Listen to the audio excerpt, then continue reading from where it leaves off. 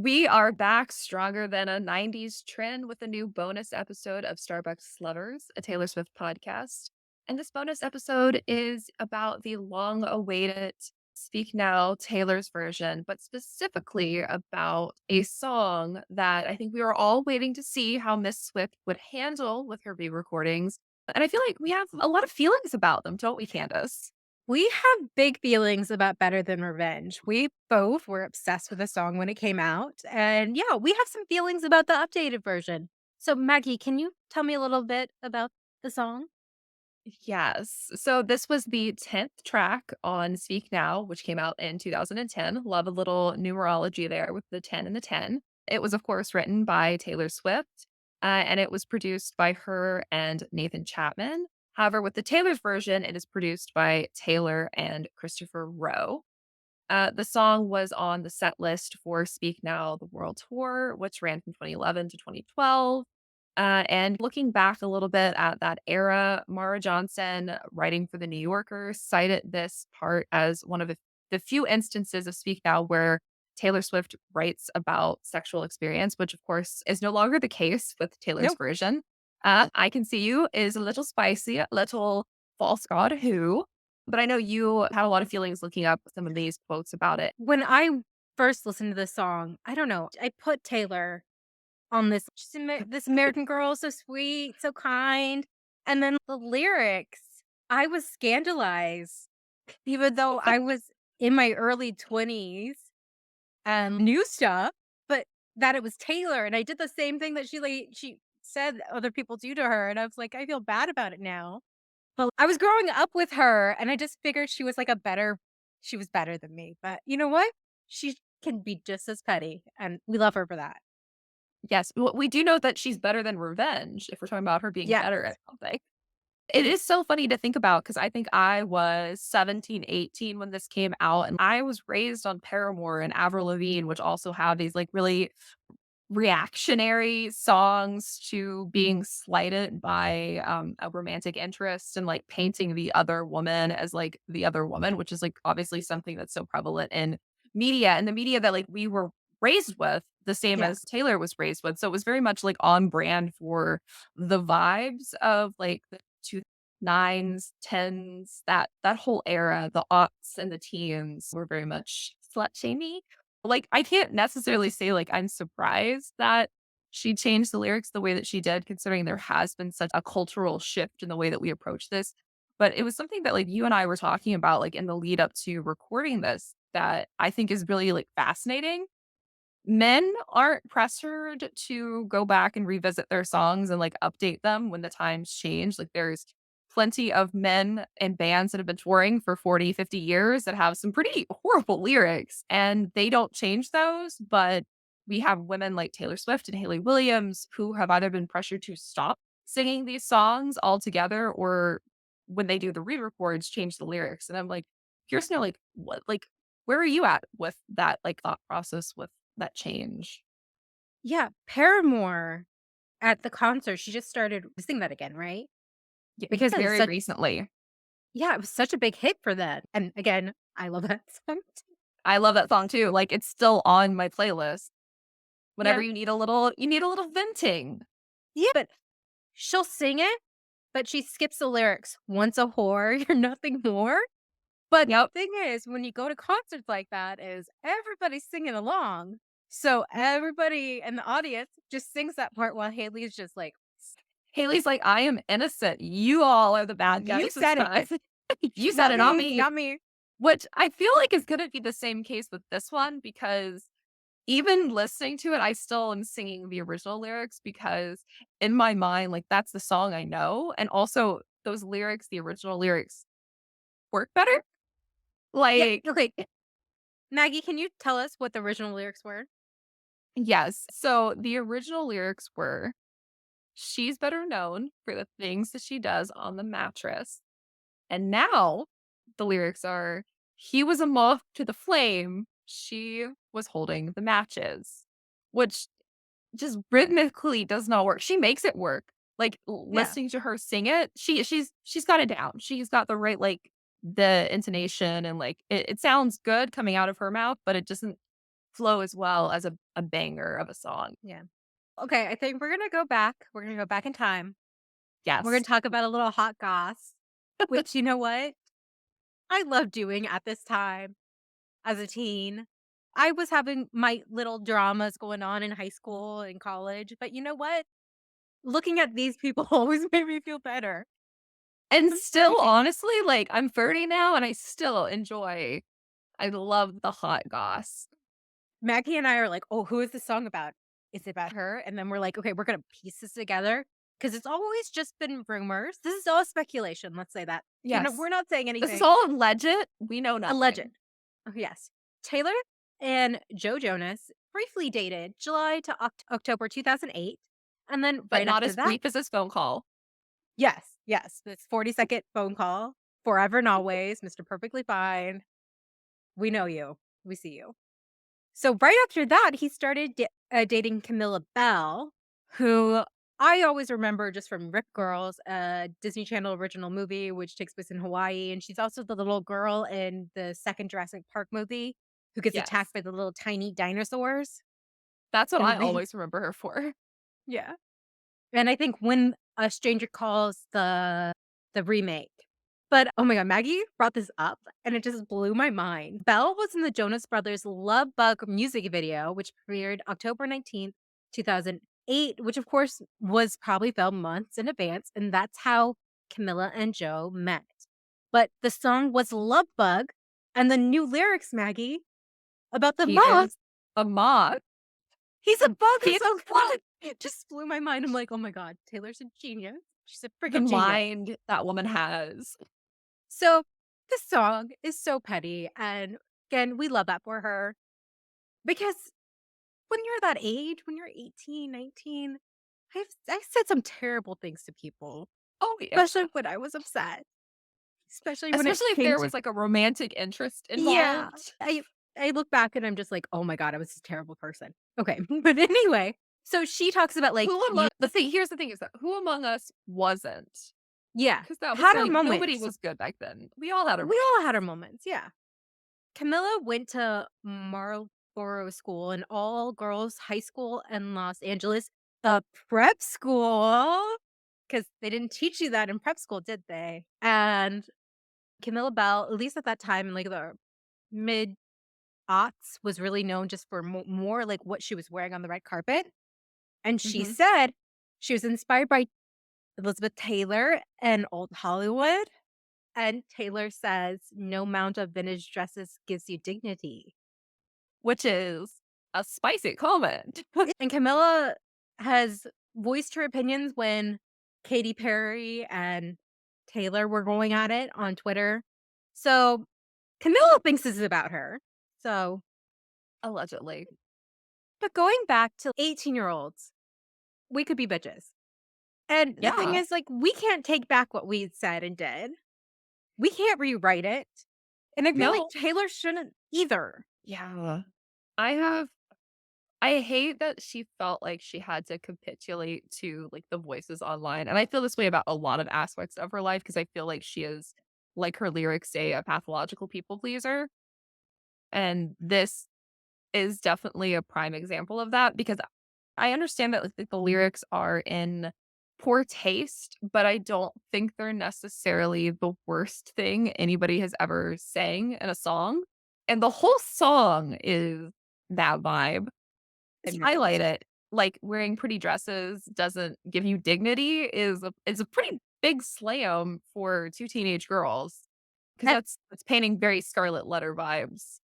And it's yeah, it's slut shaming a little bit, and also it's just blaming the woman, Mhm. the other woman, when it's the guy who made the commitment to you is the one who's doing the actual bad thing. Just Yeah. as someone who, like, once in college was dating a guy, he said he broke up with his girlfriend, he Oh. lied. It was not my fault. No, you weren't the actual other woman. No revenge, please. What I think's so interesting, and we see this in a lot of corners of the internet, whether you're talking about the media that you consume or the books that you read or the fanfic you write, there's this idea that just because you felt this at one time or just because you're, like, writing this, that you, like, think this is the good thing, this is the right thing, like, there's no, like, line now where you could sing a song like this and, like, obviously not feel that way anymore and not still, like, be pinned for, like, "Oh, you were slut shaming." That's the feeling I had when I was 18 years old. I can still sing the song and, like, also condone that kind of behavior. Like, you don't have to change it, if that It's makes just like sense, like singing about those love songs that she had years ago, like with relationships that are over and done with. Those songs are still like the entirety of Lover. she realized this just a couple years later in 2014. She told The Mhm. Guardian, I was 18 when I wrote that. That's the age you are when you think someone can actually take your boyfriend. Then you grow up and realize that no one can take someone from you if they don't want to leave. So she Exactly. grew up, she realized what we all do eventually. The other person is not the one you should be upset with. Exactly. I feel like Speak Now, for the fact that this entire album is filled with, like, bitchy songs, she seems to be taking it in a much gentler approach, like, "Be kind to John Mayer. I'm gonna soften the way I spoke about Camilla Bell. I'm gonna have Taylor Lautner in my music video." Like, it feels like she's taking Speak Now in a very different direction that she took with Red, and obviously very different from Fearless, which it was a passion project feeling at that point before she realized that we cared as much as she cares about these albums. So it's interesting, like, I feel like maybe part of why the lyric change was something she focused on because she was not wanting to paint all of these people as her fans' next victims. Yeah.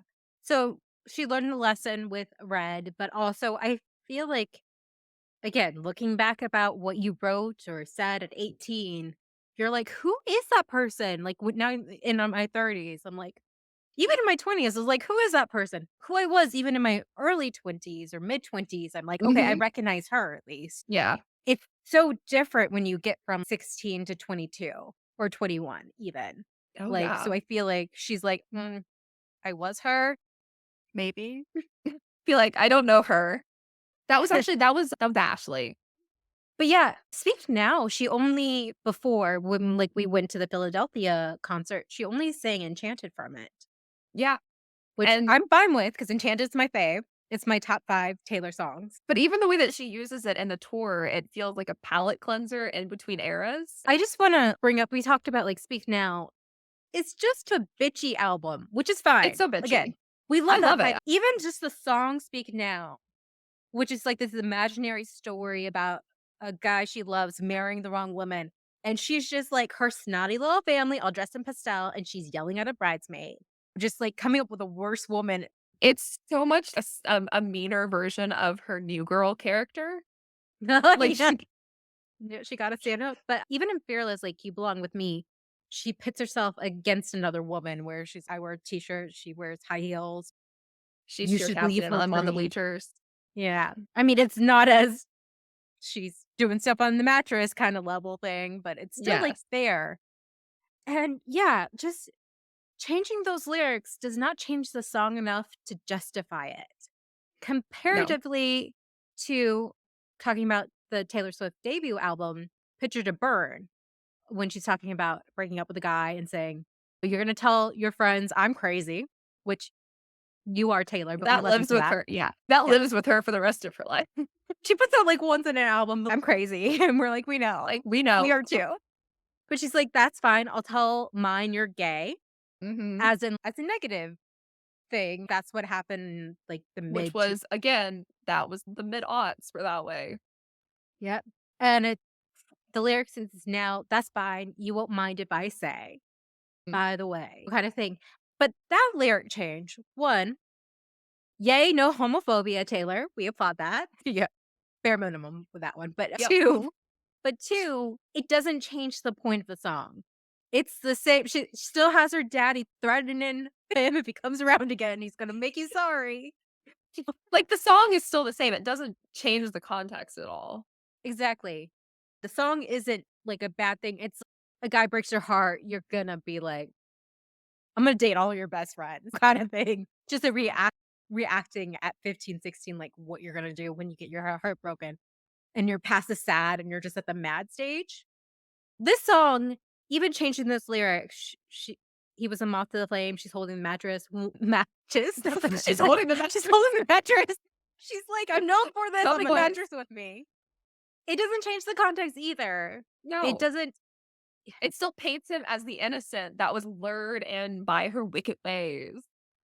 honestly, I feel like if she was gonna change the lyrics to this at all, she should have also said, instead of "she learns I do nothing better than revenge," it's like, "they." I feel like she Mhm. should have changed to "they," because there's 2 to tango, Taylor. She's like, "No, actually, I'm on good terms with Joe now, so he's actually innocent." She's like, "I already wrote, like, all these songs about him Joe the already." 1st. I don't think she's on good terms with Joe the 2nd. No. Had to throw in that Yeah. singer there. Yeah. You got to. It's still slut-shaming, Yes. and that's okay.